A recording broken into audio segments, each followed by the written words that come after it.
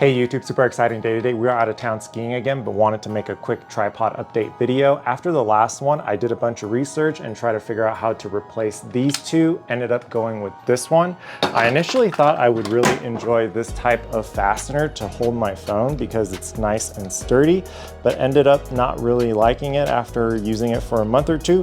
So we are back to this tension type. I also think the Gorilla arms here are a little weak and flimsy. The new one is nice and sturdy.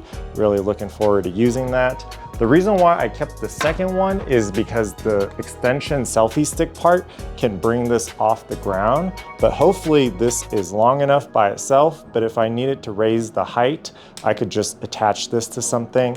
This one also has nice functions, like this part we can connect a DSLR or mirrorless, and this ball here can go from horizontal to vertical pretty easily.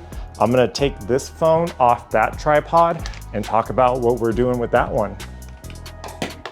Okay, here's the big tripod. Initially, this is how it all started. I had this on here, really enjoyed using it, but these two fasteners would loosen over time and cause this bottom part to wiggle. That is why I bought this one. No fasteners down here, but I started to miss this ball function really quickly. It provided a lot of flexibility to move the camera around. So luckily, I already had this RRS ball, and I bought this part.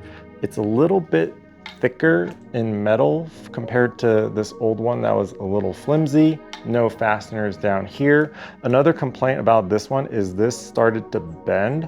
Hopefully this sturdier one, that won't change anytime soon.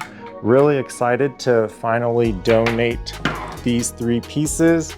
We're going with those two. I'm sure this will change over time, but I don't see myself doing any tripod stuff anytime soon. Video 347 done.